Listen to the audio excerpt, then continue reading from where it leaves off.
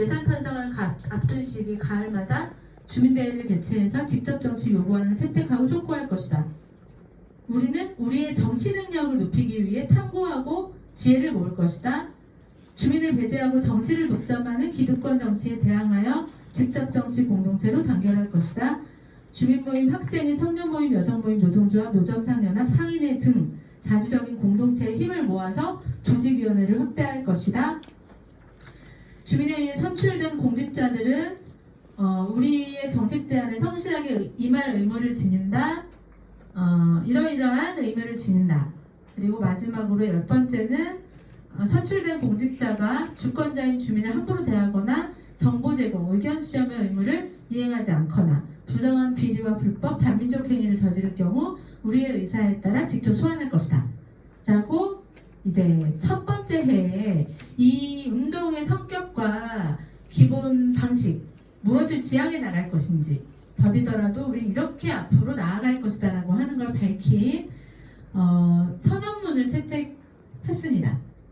그리고 1회 대회에서 주민들이 당시 600명이 대회장에 모여서 이제 온라인 투표로 결정한 요구안, 10대 요구안입니다. 국회에 바라는 10대 요구안, 노원구에 바라는 10대 요구안, 이렇게 10가지씩 산정을 했고요. 굉장히 다양한 요구안들이 있었습니다. 제가 처음에 노원 주민대회 처음 시작할 때는 주민단체들이, 숫자가 많은 단체들이 와서 이기적인 결정을 하면 어떡하지? 이렇게 생각을 했는데, 그렇지 않고 주민들이 이제 굉장히 깊이 생각해서 이제 뜻이 잘 모아졌던 것 같고요. 이렇게 해서 진행이 되었습니다. 1회 주민대회 특징은 전국 최초로 이제 이런 거 새로운 방식의 주민운동을 선포하고 우리가 굉장히 기분이 좋았다. 앞으로 우리 이런 거 해보자. 잘 안 될 줄 알았는데 600명이나 모였네. 우리 뭔가 해볼 수 있을 것 같은 이런 자신감을 얻었다라는 게 의미가 있었던 것 같고요. 다만 이제 이때까지는 우리에게 이 정책을 어떻게 실현하면 되는지에 대한 능력이나 이런 준비 정도가 굉장히 약했어요. 저는 이제 진보당의 정당인인데 진보당 창당한 지 얼마 안 됐고 정책 실현이나 구정에 개입하는 준비가 많이 되어 있지 않았고 이제 그걸 해보려던 참이었던 상황이었거든요. 그래서 1회 주민대회 끝나고 2회 주민대회 할 때는 정책 실현의 사례를 꼭 만들어야겠다 이렇게 생각하면서 2회 주민대회를 했습니다. 2회 주민대회 투표 결과는 이렇게 됐어요. 세금 페이백, 남는 세금 돌려주자, 경비실 에어컨 설치, 고용보험료 지원, 장애인 최저임금 무료 독감 예방 접종 이렇게 돼 있고요. 1위를 한 세금 페이백은 구청장이 보편적 지급을 약속했다가 나중에 되돌려져서 이제 선별적 재난지원금 형태로 취약계층에게 10만원씩 지급해주는 방식으로 바뀌었고, 그리고 2위를 한 경비실 에어컨 설치는 거의 전면적으로 다음 연도에 실행이 되어서 저희 노원구가 48% 설치율이었는데, 노원구가 전국에서 아파트 비율 제일 많은 자치구거든요. 48% 설치율이었는데 지금 96%를 작년에 넘어섰으니까 지금 노원구 전체를 통틀어서 한 2군데 정도 없고 다 있다고 보시면 돼요. 세 번째, 고용보험료 지원은 작년에 TF 구성해서 연구사업 해가지고 올해 처음으로 시범사업 진행한 사업이고, 어떻게 됐는지 올해 연말 지나고 나서 평가해봐야 되는 사업이고요. 장애인 최저임금은 현행법상 우리나라 법에 장애인에게 최저임금 안 줘도 불법이 아니잖아요. 그래서 지자체에서 어떻게 할 수 있는 게 없다라고 해서 우리가 제기한 건 자활센터 노동자들에게 최저임금이 지급이 안 되고 있는데, 여기에 다른 수당의 방법으로라도 8시간 노동을 한 사람들에게 최저임금 이상의 임금이 지급될 수 있도록 하라는 걸 촉구하고 있고, 아직 노력 중이다 이런 생각하고 있는 상태입니다. 세 번째, 3회 주민대회 결과는 이렇게 나왔습니다. 재난지원금 지급이 안 된 건 아니지만 서울시랑 매칭해가지고 일부 소상공인들하고 이렇게만 지급이 되었고요. 그래서 의미있게 지급되지 못했고, 고용안정보장 이거를 조례가 원래 있는 상태고 새로운 진전이 있진 않았습니다. 요 네 번째 정책에 대해서는 많이 실현이 되긴 했는데, 주요하게 굵직한 정책들에서 실행되지 못한 한계가 있었습니다. 이제 네 번째 정책이 신문에 들어있는데 이거 좀 이따 보여드릴 테니까 다시 보시면 됩니다. 주민대회는 이렇게 네 가지 특징을 가지고 있습니다. 정책 제안과 실현, 상설적인 조직위원회, 대회 성사 행동, 주민 교육과 주민 결정권. 그래서 정치인들에게 주민이 요구하고 명령하는 장입니다. 하고 출발을 한 것입니다.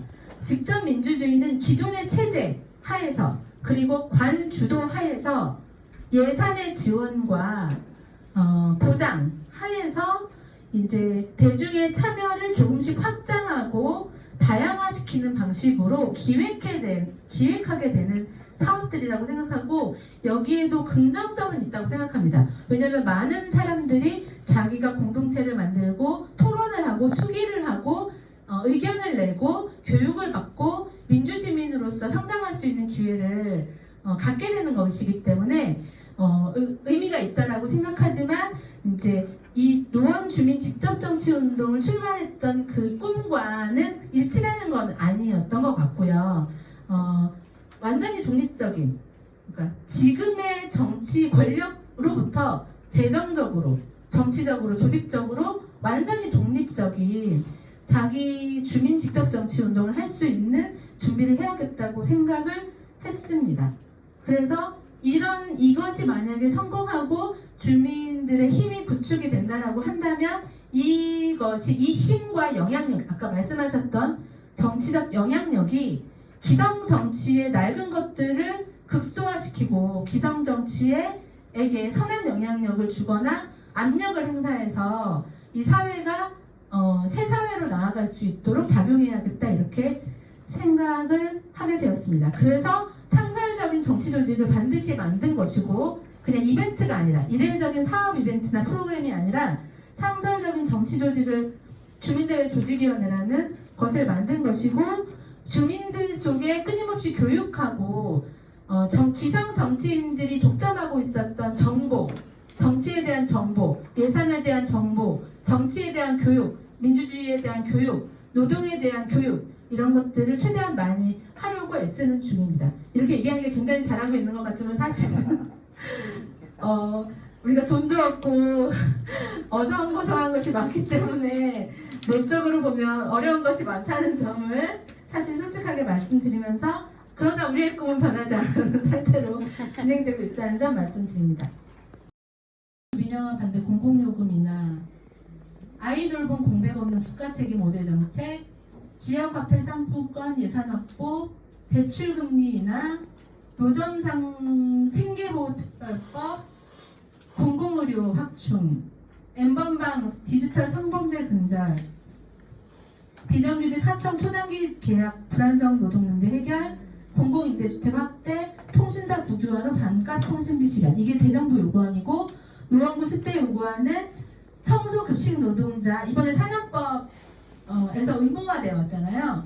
그래서 휴게실 샤워실 설치 지원, 아이돌봄 공백 해소, 엄마에게 쉴 권리, 일할 권리, 공부할 권리 이거 아이 키우는 여성을 위한 정책이고 경비노동자 근로계약 기간 지금 3개월, 6개월이 대체로인데 2년 보장할 수 있도록 하자는 거고 아프면 걱정 없이 쉴 권리, 유급병가 지원제도가 지원제도를 노원형으로 하나 더 설계하자는 거고 돌봄노동자 처우 개선 조례제정, 청소년 복합문화시설 확대, 재난시기 노점상 지원 등 노점관리 규정에 통제 규정만 있고 상생 규정이 없어요.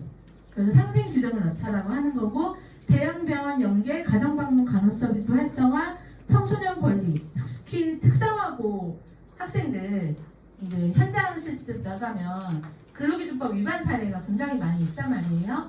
그래서 청소년 권리 보호를 위한 제도 마련, 노원구 생활임금 적용 사업자 확대 이렇게 올해 요구안이 여기까지 해서 사전 설문조사 진행 중에 있습니다. 혹시 이 중에서 노원구에 살거나 일하거나 공부하시는 분들 있으면 사전 설문조사 참여해 주시고요.